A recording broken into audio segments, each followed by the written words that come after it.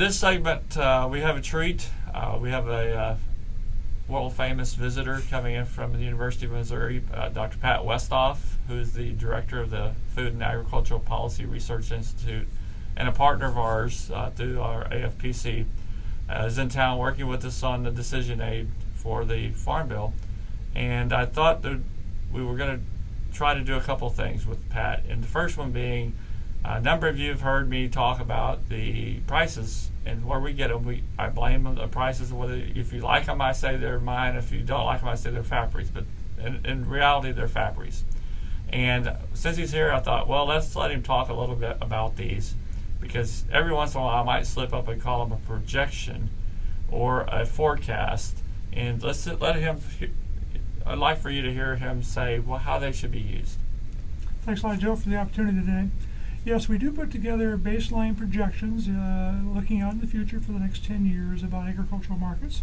We look at supply and demand for all the major commodities, how those markets interact with one another. But it's all based on information available at a particular point in time and a very important set of assumptions that we know that in reality will probably never actually play out exactly as we've assumed. One of the things that we assume is average weather as we go forward. We all know that in any given year we're going to have different weather than normal here in this country or someplace else around the planet. That's going to have a big impact on market prices. The other thing that we hold constant in our baseline projections is going to be policy. So we assume that whatever policy we have in place in this country will prevail for the indefinite future. And the same thing is true in other countries as well. For all these reasons, our baseline projections are probably not what some might consider to be a forecast of what the most likely outcome is in the future. And they certainly are things that are going to change a lot as we get new information. We do a full-bore set of analysis in January and February of each year that we release around the 1st of March. That's our major factory baseline each year. That includes the most information we possibly can, based on a careful review by a number of experts from around the world of what those markets might look like. But again, situations change quickly. As we learn more about this year's crop in Latin America, that's going to affect our market projections in a given year. As we think about the situation in the summer, as the weather evolves in the United States in the summertime, that's going to affect our price projections as well. We do an update of the baseline typically each year in August, and then a revised baseline for the next year's sequence starting in about the November period of time. As part of this project that we're working on with Joe here at Texas A&M University, we're looking at doing a more frequent update of our baseline projections, perhaps as frequently as each month.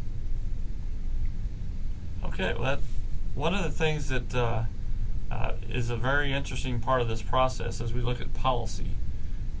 These estimates are point estimates. What the producer will see, what someone who reads factory publication will see, they'll generally see an average price.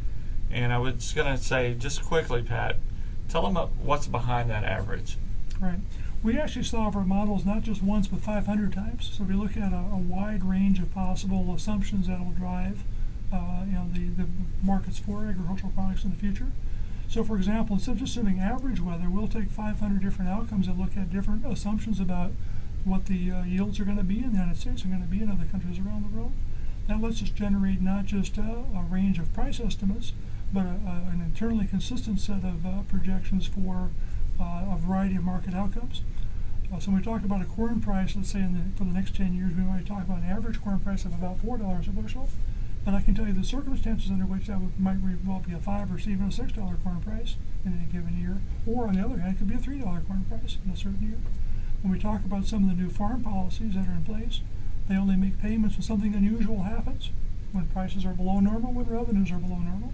So just talking about average conditions doesn't really provide you much help. You have to be able to talk about what's the chance of something bad happening, whether it's a low price or low revenue, and we've got a mechanism set up that will hopefully help us to do that. Well, thanks. I know that probably cleared up a lot of information or a lot of feelings people had about these prices.